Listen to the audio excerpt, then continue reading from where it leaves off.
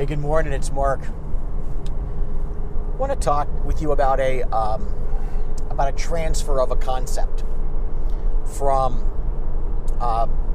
retail and largely wholesale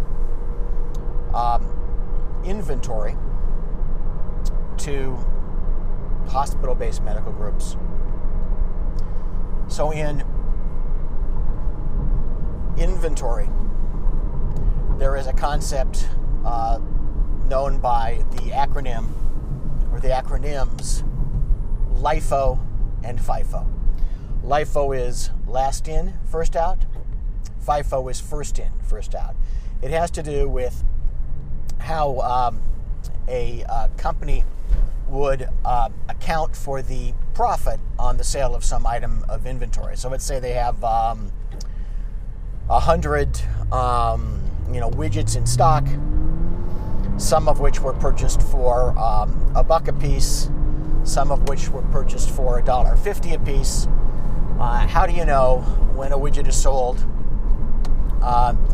whether the gain, whether the profit was measured on the purchase price of $1, the wholesale price of $1, or the wholesale price of $1.50? And then how do you value that inventory upon a sale of the company? Well, the same notions of, are you looking at the first one in, it was the first one sold, or do you look at the last one in, it was the first one sold, applies to hospital-based groups in the context of the changes that are going on in healthcare, in particular in the hospital industry, with an amazing number of hospitals shrinking or closing. How does a group of 100 physicians, as opposed to the 100 widgets, how does it account for in terms of whose work is going to be cut back, in terms of who may have to be let go? Is it by seniority, which would be the first in, is the last out, or is it some other method? Is it based on specialty? What if business has moved to a surgery center and pursuant to the recommendations I've been making in these videos and on the blog, you've realized that you had better spread your business to surgery centers, or say if you're in the imaging business, to freestanding facilities.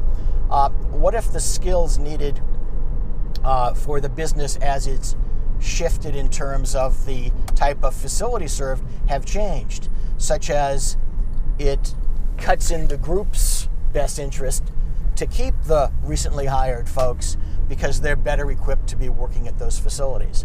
So there are a number of issues here. There's no easy answer to them, but you don't want to have the discussion. You don't want to have to make the decision with your back up against the wall.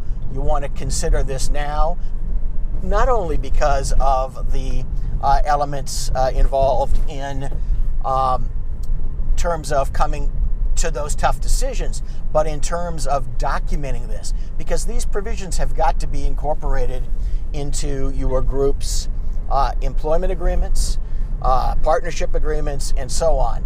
If not, you're simply asking for a lawsuit that is going to be far more expensive and far more difficult to resolve than dealing with this up front.